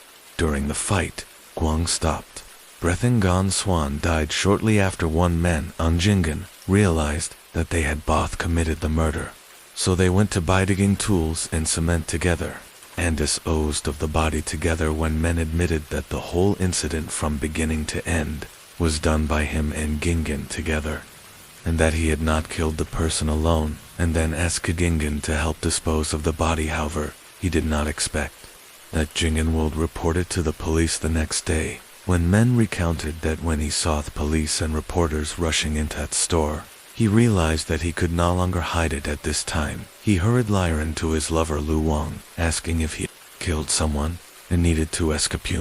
If she wanted to go with him, Lu Wang agreed without hesitation, took her ride card and some cash, and set off on Theron with him. After reading the newspaper reports on the case, when Men felt that that's press had reported it seriously, so decided to turn himself in. He asserted that the truth was not as described in the press. These statements were completely different from Jinan's. Jinggan claimed that he only participated in burying the body, while when Men said that Jinggan killed Guang, and then Fatwo of them disposed of the body together. However, when Men's statement also had many unreasonable points. The forensic report indicated that Guang died from strangulation. If when Men said that Guang was beaten to death, then household the traces of strangulation on the body be explained. This contradiction became a key point in the subsequent trial. On October 18, 1967, the case was brought to trial by the Type District Court. Although Wenman insisted that San's death was an accident, the court did not accept this justification. Therefore, when Men's death sentence was almost certain, the main point of contention in the case was whether the whistleblower Jing and actually killed Guang in the first instance. The Type District Court held thought the deaths of Swan and Guang were both caused by Wang and Min, who wanted to of having an illicit relationship and had the intention to kill. Jinggan was only forced to participate in burying the body, so he declared innocent and released over. The prosecutor did not agree with this verdict and appealed. Over the next 9 years, Jinan's verdict alternated been guilty and innocent. It was not until March 16, 1976, that the Supreme Court made its final judgment, declaring Jinggan guilty of murder. The decision was based on theft that Jinggan had told other inmates in Taipei prison 2 sentences. The wish murder would only be a life sentence, and because Qin Guang was nosy, I strangled him. In addition, the judge out that during the course of the incident, Jinggan had many opportunities to escape, but he did not choose to leave halfway, and only ran to his brother's house after he had finished disposing of the body. The judge thought that if he was truly innocent, didn't he escape earlier? This showed that he was not completely innocent. Best on these doubts, the court final found him guilty of intentional homicide and sentenced him to life in prison. As for when Men, during the 9 years of trial, his death sentence was always upheld and was executed by firing squad on the 4th day after the final verdict over. At that time, the public was no longer interested and when Men's Fediverioni's attention turned to the woman who had run away with Wyman Liu. Longaverion wanted to know why a mother of 5 children would abandon her family to follow a man who had just killed his wife, and fled through investigation of Erie. Learned that Liu Wang and Wenman had known each other since childhood and were childhood sweethearts. They shared a common interest in painting, and their personalities were very compatible in later married Gangquan, but their marriage was not a happy own story. For around 5:30 p.m. on July 9, 2007, a concussion explosion PAs on Jina Road in Guinan City, Shandong Province, China. The force of the blast had completely destroyed a Honda car, scattering the driver's body parts, some of which were found on the windows of nearby stores. A nearby taxi also caught fire, leaving the driver severely burned. Due to the severity of the explosion, a fruit vendor near the car was also injured, struck in the neck by bris, and requiring over 10 stitches. Entire neighborhood was in chaos. Bystanders gathered, speculating wildly. Some thought it was a routine traffic accident, while others suspected a fuel tank explosion from a collision. But could an ordinary accident or fuel tank explosion have caused such devastating destruction? This question began to take root in the minds of the witnesses. Just minutes after the explosion, the police arrived at the scene. Through preliminary investigation, they confirmed on a fatality, 1 pedestrian injury, significant damage to a taxi and 2 their vehicles completely destroyed, with such a serious explosion occurring in the bustling city center. The investigators' urgent task was to determine the cause. Was this an unfortunate accident, or did a dark purpose lie behind it? As the investigation delved deeper, the detectives realized the truly grave nature of the case. They discovered this was not a random explosion, but one carried out using TNT, a tightly controlled military explosive. This detail immediately revealed a terrifying truth. This was a premeditated murder. Through forensic analysis, the victim's identity was quickly established. She was 31-year-old Liu Hing, residing in a luxurious 400 FT apartment in the Rue residential community. The destroyed car was a brand new light blue Honda, but what drew the investigators' attention was not the victim's affluent lifestyle, but her unique status, a senior political cadre at the Guinan Municipal Land Resources Bureau, and the Deputy Secretary of Daoth League Committee of the agency. News of the horrific death of a female state official in the bustling streets quickly spread, triggering an earthquake of public opinion in Jinan. The case was seen elevated to a higher level of investigation. Agonizing questions began to surface: who could have harbored such deep hatred to use such a brutal method to kill a government official, and what led Liu hoping to pay the ultimate price? While it seemed that all trace had been erased by the explosion, a surprising discovery opened the first breakthrough in the investigation. In a trash can near the scene, the investigators found a shattered mobile phone and a remote control device. After extensive cross-referencing with telecom providers, they were able to identify the owner of the phone's SIM card as Chin Ga, 50-year-old deputy team leader of the 3rd Squadron of the Jinan Municipal Public Security Bureau. This clue became even more suspicious when linked to these of TNT, a tightly controlled military explosive that only those in special positions could access, as the investigators were considering this connection. Another team of police, through questioning of local vendors and residents, learned that a police car had appeared near the site just before the explosion. Through the surveillance camera system and other investigative methods, this car belonged to the security team where Chinji was employed in a covert investigation. The detective estimate this police car and confirmed some of the residues found in the vehicle matched those from the explosion. This suggests that after using the car to commit the crime, the perpetrator had failed to thoroughly clean the vehicle, leaving a significant amount of explosive powder on the person and footprints of the culprit inside the police car. The security team and author units ALS also confirmed that on the day of the incident, only Chin Shi's vehicle had appeared near the scene. All evidence was now pointing towards this. Deputite leader, another team of police, had searched the victim, hopping home, and discovered more suspicious information. The investigation moved closer, tough truth, in hopping residence. The investigators found many photos including one of her young sons, some family photos, and surprisingly intimate photos of hanging with a man. The shocking discovery was that the man in the photo was Danon Ethi, the director of the Standing Committee of the GAN. Municipal People's Congress. Why were E's photos in haping home? The nature of their relationship in those photos was clear without further explanation there. Wazenly, one possible explanation, Ehi and Happen were lovers, but a romantic relations did not necessarily relate to the murder case. The police still needed to investigate further with the initial hypothesis of a murder.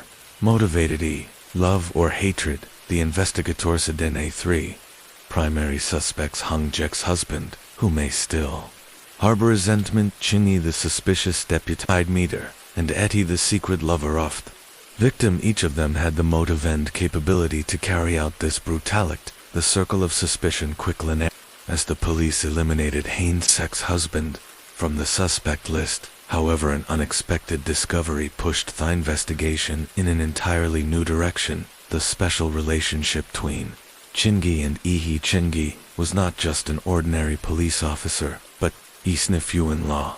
This revelation was like a lightning bolt, splitting the night sky, making the investigators sense an even greater conspiracy unfolding. Just 3 days after the explosion on July 11th, with their irrefutable evidence from the mobile phone and other physical evidence, Chingy was arrested in Qingda during the interrogation in an atmosphere of tension, disguised as a tea invitation. Chingy quickly realized his situation. An experienced police officer understood that when his colleagues had traced his whereabouts, it meant they possessed evidence. He could not refute it. Chingy quickly confessed the entire crime process, as directed by Ihi. Only 4 days after the horrific explosion, an even greater earthquake had shaken the political circles of GAN. The suspect, Ihith, incumbent director of the Standing Committee of the Jinan Municipal People's Congress, a provincial-level official, was apprehended by a joint investigation team from the Provincial Disciple Inspection Commission, the Public Security Department, and the Provincial Procurator. Faced with irrefutable evidence, after just 1 hour of interrogation, the powerful official's facade completely collapsed. He admitted to orchestrating the explosion on July 9th, using his own nephew Chingy as a tool to carry out this evil plan. During the interrogation, he acknowledged his regret, but not for taking a life, only for the method he had chosen with chilling indifference. He declared that if given the chance, he would still kill Hepinga. He would choose a different method.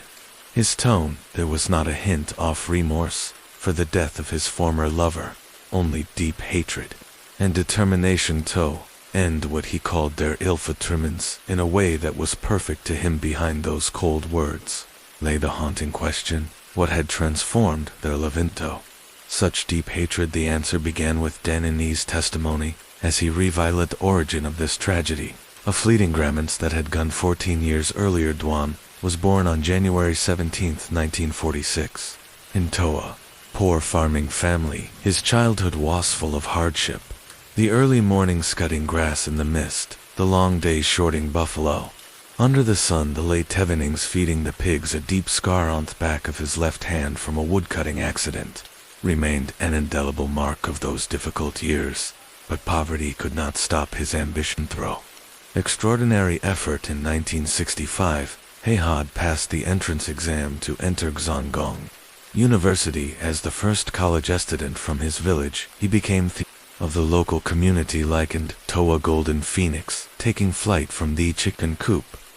He did not disappoint his expectations. His college degree opened the door to his official career with his shrewd interpersonal skills and exceptional capabilities. His career rose like a ship sailing with the wind, step by step, climbing the ladder of power. At the peak of his power, Ethi maintained the simple and approachable demeanor of his peasant origins. Whenever he visited Hishamtown, even as a high official insisted, the driver stopped the car outside the village alone. He would walk familiar dirt roads, stopping to chat with the villagers, inquiring about their lives. A journey of just a few hundred meters that could be completed in would often last an hour. With him, these genuine gestures made the villagers absolutely trust that he was an incorruptible official, indifferent to fame and fortune. But fate has unexpected turns. Everything changed when a beautiful woman named Lu Haiping entered his life in 1996. A new opportunity for advancement came when Echi was transferred to Ling Shandong province. His wife, who was working at a provincial hospital at the time, could not accompany him. He had to go alone after arriving in Ling. Echi was arranged to stay in a guest house of the agent Saito, take care of the living needs of the new official. The management arranged a young employee L Haiping. She was only 18 years old. That year Lu Haiping was thoughtful and attentive, take care of Eti. She would wash his dirty clothes, prepare delicious meals when he was hungry, and even have his toothpaste ready in those lonely months away from his wife. Hing's considerate care gradually invaded Eshirt, sowing the seeds of an unnamed affection. For the young Haiping, Ihiro presented not only a powerful official but the embodiment of success and authority. An invisible magic that always had a strange allure for women. Gradually their daily interaction signified a feeling that went far beyond the ordinary relationship between an officio and a servant. Ehi was 48 years old, while Haiping was only 18. This significant age gap seemed to foreshadow the tragic ending of their relationship, and Ehi was transferred back to Genane. Should have ended this illicit affair, but unable to part with his young lover, committed his first abuse of power. He arranged for Haiping to be transferred to work at a company under the Shandong Provincial Electronics Industry Bureau and bought her a private a parallel life alongside his official family. Ehi treated this mistress quite well. As he advanced, headed not forget to bring his young lover along on the climb up the social ladder. In late 1997, when he was promoted to a higher political rank with greater power, her used his influence to place Haiping in a position at the Civil Affairs Bureau. Not only that, he also bought her another apartment in a car under the shadow of his power. Haiping quickly built a luxurious life in Jinan. Her name suddenly carried weight. Even Makingether officials show her some respect. Not only enjoying this newfound wealth, Haiping also cleverly seized the opportunity to take care of her own family. She brought her parents and younger sister to Jinan, and through whispers on the pillow she persuaded Ihato, arranged jobs and household registration for her relatives.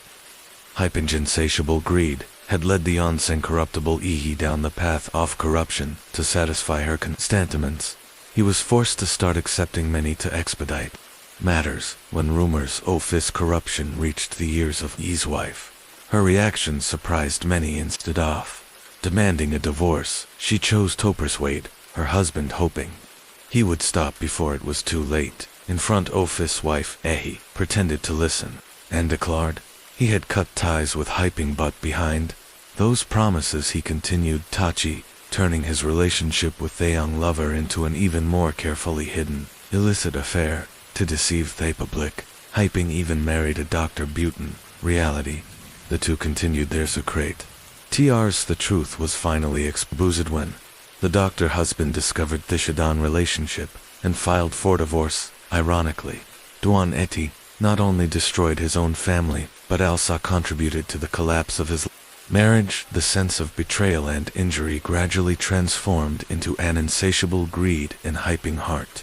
If she could not possess this man's heart completely, she was determined to exploit his power to the fullest. In her mind, a twisted logic took shape. If she could not have his love, she would demand as much material wealth as possible as Aguarante for her own precarious future. In 2006, with ever-growing ambition, Haiping requested a job transfer. As usually, he abused his power to transfer her to Land Resources Bureau, but it seemed nothing could fill the abyss of ambition within this woman. She continued, Toadman, a luxurious one, 400 feet apartment, and the latest car model.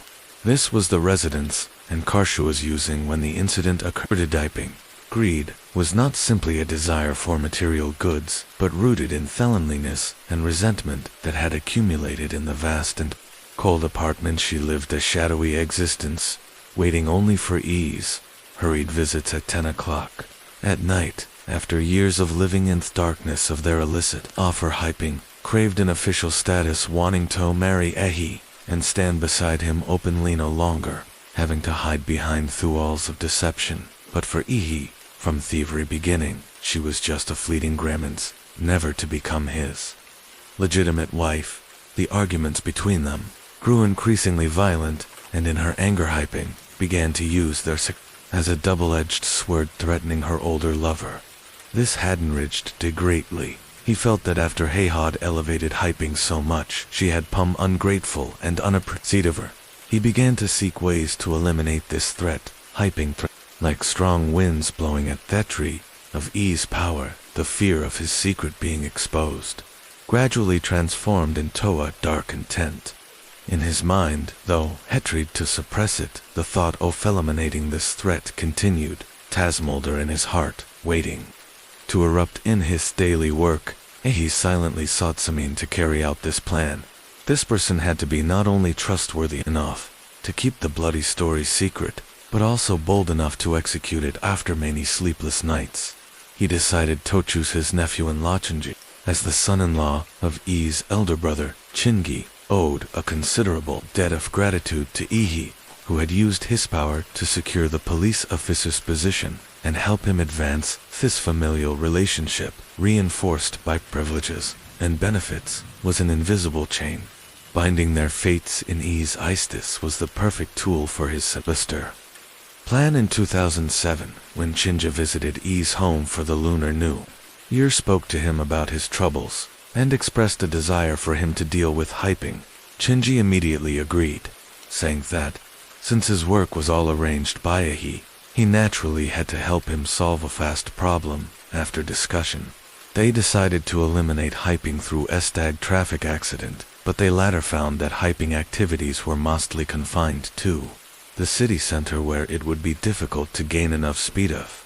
They acted carelessly. Not only would they fail to kill Hying, but they could so expose their own identity there, for this plan was abandoned with first plan failing.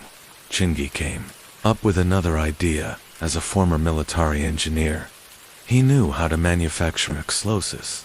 He thought of using an explosive device to resolve this issue. After the explosion, all traces of the crime would be completely erased, a seemingly perfect strategy. After Chin shared this idea, Ehi also found it to be a good one. He provided Chinji with detailed information about Hyping Suchez, her home address, and sea keys. As a police officer, Chinji easily exploited his network of connections to obtain the explosive. He had a good relationship with a garage owner named Chin Changbing, 40 years old, who was killed in remote control car devices in the privacy of the garage. The two began their deadly experiments. The first 2 detonation tests were carried out to practice, leaving the final 3 triggers for the real act. Along with 2 kilograms of explosives and a remote control, they had secretly constructed created a weapon that could tear apart metal and flesh in an instant.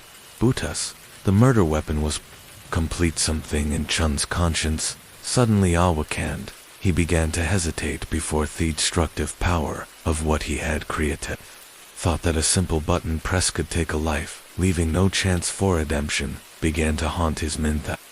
He constantly urged him on. Chingi continued to find ways to delay in July 2007, Chingi could no longer postpone it. On the afternoon of July 9, Thingy and Changbing drove the police car to the area where Hyping worked holding the bomb. They quickly locate Hyping light blue Honda. With trembling hands, they used Dwen E's remote control to open the car door, then carefully placed the deadly bomb under the driver's seat. In just a brief minute, Tethi had completed the entire process, as it was their first time doing something like this. After placing the bomb, they hastily left the scene. On the road where Hyping usually drove home, the 2 evil perpetrators held their breath, waiting for their target, but fate played a cruel trick. After just 5 minutes off, They lost sight of the victim.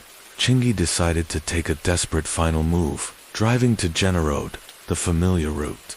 Hyping Always to Kier, they patiently waited for her to pass by Chungi with a shaky hand. Onth remote control sat silently in the car waiting for the signal to activate the devastating device, while Chung Bing got out to observe ready Tuth's signal. When Hyping appeared at that time, there were many vendors and elderly people sitting and enjoying the cool air to ensure Hyping would pass through. Harakong Bing even casually asked an elderly woman sitting nearby, "Is this Therai residential community up ahead?" The seemingly innocuous question, coupled with the unusual tense expression and descent of the strange man, caught the old woman's attention. A few minutes later, Hyping light blue Honda appeared on the street that afternoon, unaware of the impending tragedy Chung Bing quickly made the call. Just seconds later, a horrific explosion tore through the peaceful evening air. The of the blast not only destroyed its car and its occupant, but also injured a street vendor nearby. This waste explosion, on July 9th, in Jinan, that shook all of China, while the panicked crowd rushed and scrambled in chaos. A pair of keen-aged eyes did not miss an unusual detail. The strange man with the unfamiliar accent had hurriedly jumped into a police car and disappeared in Tointo. The chaotic traffic noticing this peculiar detail, the elderly woman managed to jot down the license plate number of that police car, a seemingly minor detail that would become a key to unlocking the secret of the case. On July 13, he was taken away from his office. Within an hour he had confessed everything and provided a long list of his social connections. After the trial, the court determined that it had abused his position to receive and demand property from others totaling 1.69 million yuan, approximately $250, zero in cash, and 1.33 million yuan, approximately $195,000, in assets of unknown legal origin. Thus, a bomb explosion had led to the exposure of corruption among government officials, and the investigation began to expand in Thistragy. Chung Bing had shown herself to no passive pawn with the keen instincts of someone who had weathered many storms. She had sensed the tragic fate awaiting her before her destiny was sealed.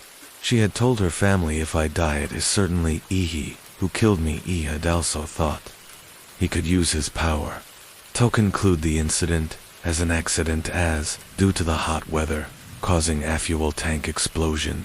But he did not realize that the distance to his aunt's death was only 59 days away. After the incident, he was quickly arrested, but he did not think he would be sentenced to death. He thought they would give him a chance at rehabilitation to enjoy his old age. Therefore, throughout the interrogation, he remained quite relaxed and cooperative during the questioning, even recounted his entire 61-year life story in the interrogation room. The three perpetrators revealed different faces before Justice Chung Bing with a miserable expression. Desperately pleaded, citing the moments of hesitation before he attaching the explosive device as evidence of his intention to abandon the crime. Chingy, trying to avoid the death penalty, repeatedly claimed he was just a victim of coerciones for EX. He admitted his guilt, however, when the prosecutor asked him if he regretted it and what he would do if given another chance. His answer: "Chiladavin, the seasoned investigators, I do regret, but only for choosing to use explosives. If given the chance to do it again, I would still kill her.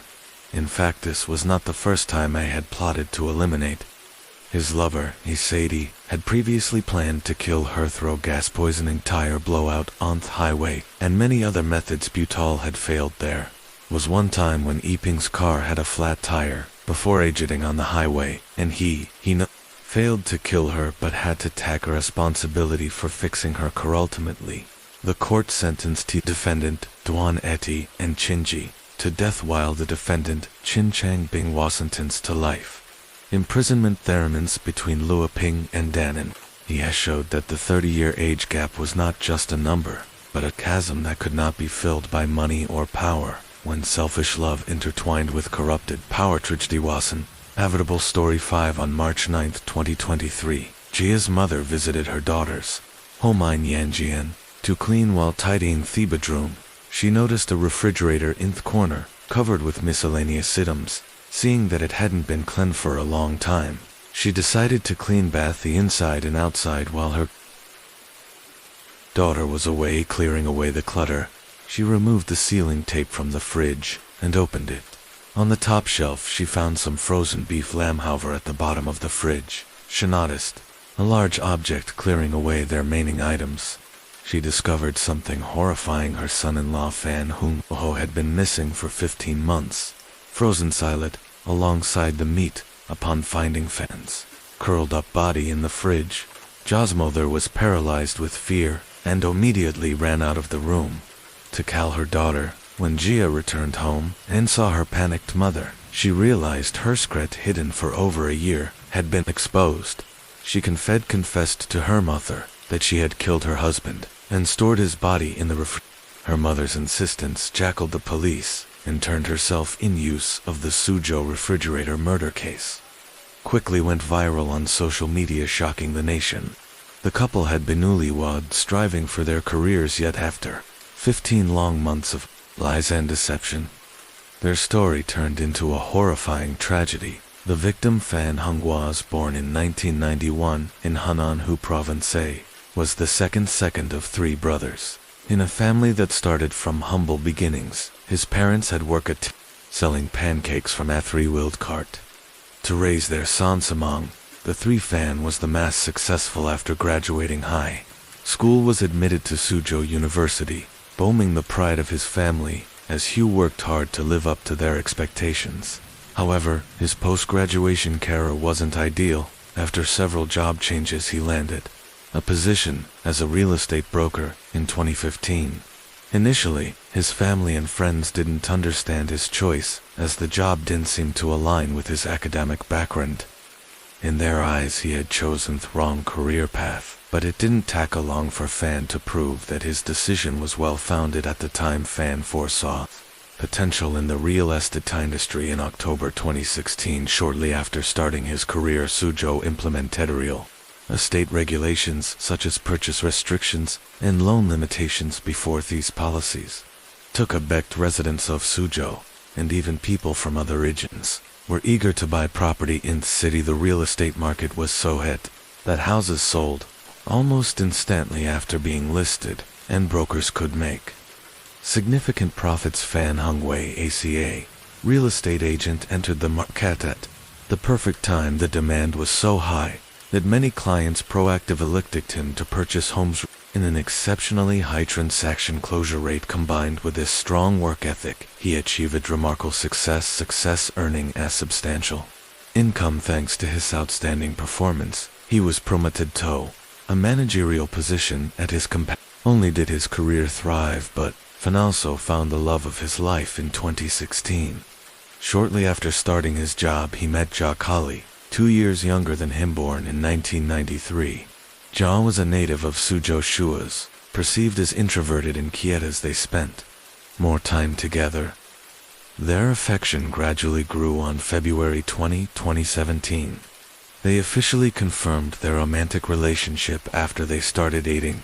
Fan often shared their happy moments.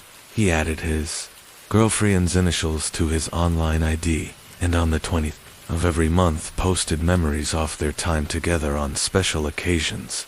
Fan created romantic surprises over 17 months. He meticulously documented their moments together and frequently expressed his love for Jia, fully immersed in the reciprocate the same enthusiasm toward Fan's romantic gesture. Online account mainly reflected her personal life, featuring posts about her favorite celebrities and entertainment, along with occasional negative or profane remarks. Rarely did she interact with her boyfriend online, except for one post in late 2018 about attending a Aki Chung concert, where they had secured front row seats. Jia's lack of engagement online mirrored her behavior in real life. Fan's older brother Ansi discreetly remarked about her aloofness, noting that Jia was reserved, rarely smiled, and maintained a distant attitude toward Fan's family. From his perspective, believed Fan deserved someone better. However, considering Ja was a Suzhou native from a well-off family that had received for redevelopment projects. He ultimately refrained from voicing his concerns in 2019. Vannon used his savings supplement by support from his parents to purchase a home in Suzhou that Samir J discovered she was pregnant. In early 2020 they registered their marriage, and on February 3, 2020, their daughter was born. Fan's Weibo posts, which previously focused on his relationship with Ja, began documenting his daughter's milestones from her birth, Tasli Bliss, nights spent soothing her hypostity. Total of 32 entries about her growth during this period of career advancement. Fan found additional activity in his daughter. He took on the responsibility of supporting the family, allowing Jaya to stay home and care for their child. Confident in his career, Fan decided to leave his job to start his own business, aiming for greater success. After leaving his job, Fan joined a brand under one-off countries leading real estate brokerage companies. Leveraging his years of experience, he began managing his own real estate brokerage firm. However, starting in 2020, as he embarked on his entrepreneurial journey, real estate industry began to face challenges due to the pandemic and other factors. The once thriving market started to slow down, casting a shadow over his family's future as his business struggled and his income fell short of expectations. Family issues began to surface. Initially, Zhedong's quieter personality turned colder. For instance, after giving birth, Fan's mother Jasmine came to care for her for a month. Yet during that entire time, Jennifer addressed her as mother. Suck indifference. Puzzled, everyone Van believed Gia's attitude stemmed from the fact that they had not yet held a formal wedding ceremony, which remained a lingering issue in his mind. Concernable his wife potentially experienced postport depression, Fan arranged a wedding ceremony on October 1, 2020. Following the ceremony, the couple moved to Gia's family's relocation apartment in Yanjian, just about 2 miles from their real estate brokerage. However, cracks in their relationship began to appear soon after. 4 days after their wedding, they had a heated argument when Fan accidentally woke their daughter, who had just fallen asleep, by entering the bedroom. Still upset after the argument, Gia vented her frustrations on Weibo, saying vulgar language that demonstrated her lack of respect for her husband. As time went on, the real estate market entered a challenging phase. By 2021, older properties in Suzhou were brought under stricter management regulation. These new conditions made transactions since Grizzle difficult, forcing many small real estate businesses to struggle for survival. Small brokerage firms, including Fan's, were ultimately forced to down, cutting off his family's income. Despite this financial strain, Jabe became engrossed in watching live streams and developed an uncontrollable habit of sending extravagant virtual gifts, obsessed with the idea of becoming a top-ranking fan. For certain streamers indulged in this behavior without restraint. While the family's income had been severed, Jay secretly continued earning money online, adding invisible financial pressure to the household. A tense and suffocating atmosphere quietly developed between them. In 2021, the couple decided to try their hand at online entrepreneurship. On September 19th, they registered a cultural media company,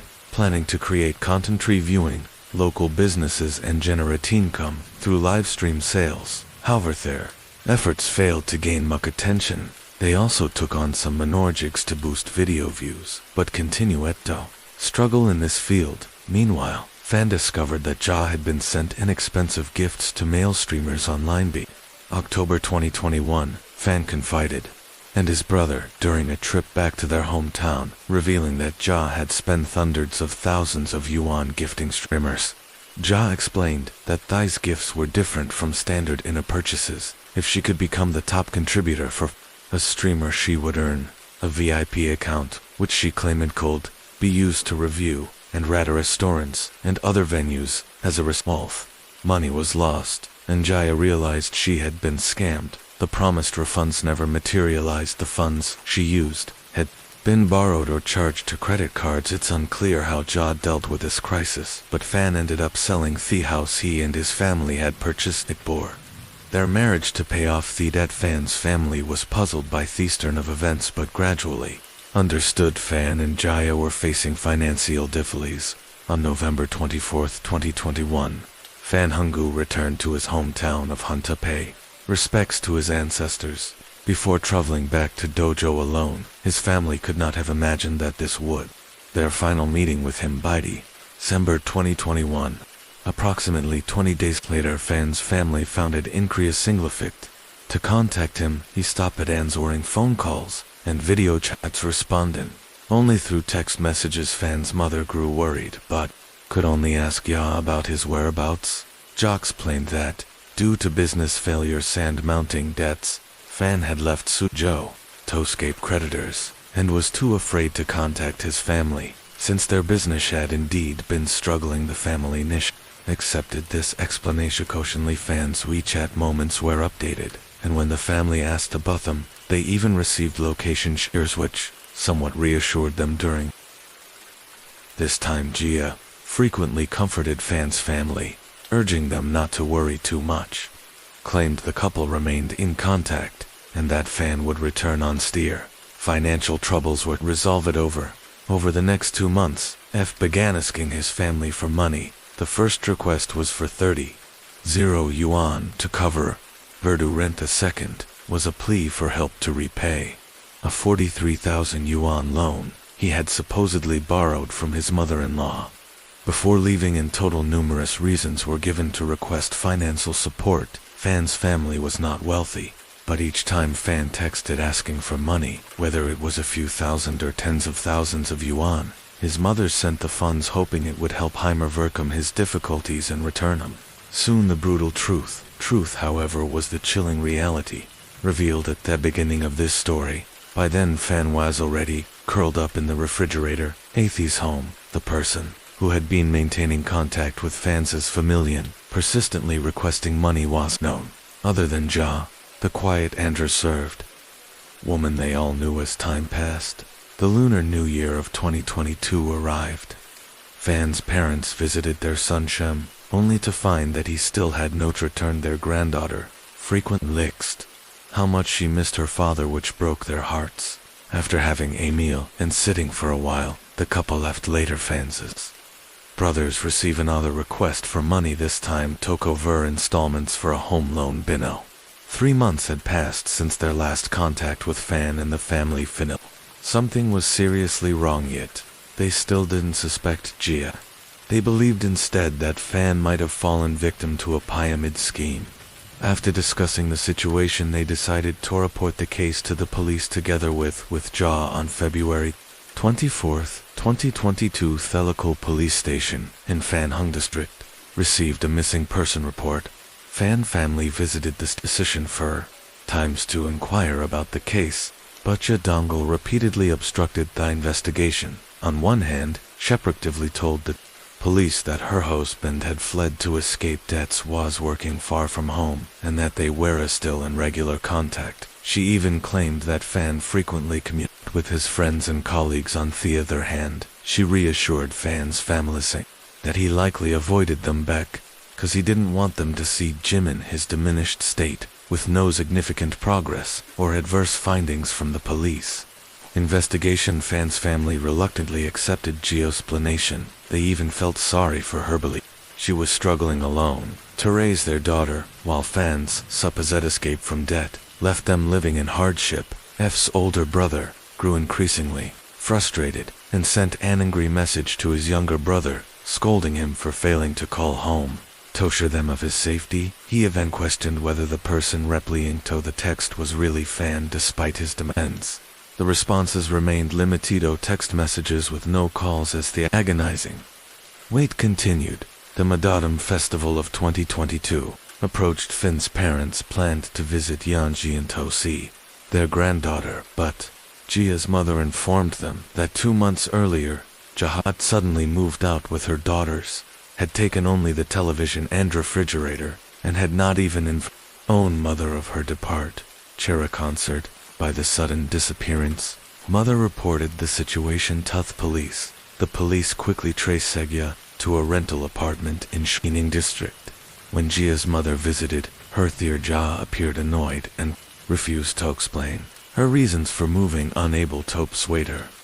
Jia's mother eventually learned home. Fan's parents, worried about Jia and their granddaughter, did it to visit the apartment on the morning of the Mid-Autumn Festival to celebrate together.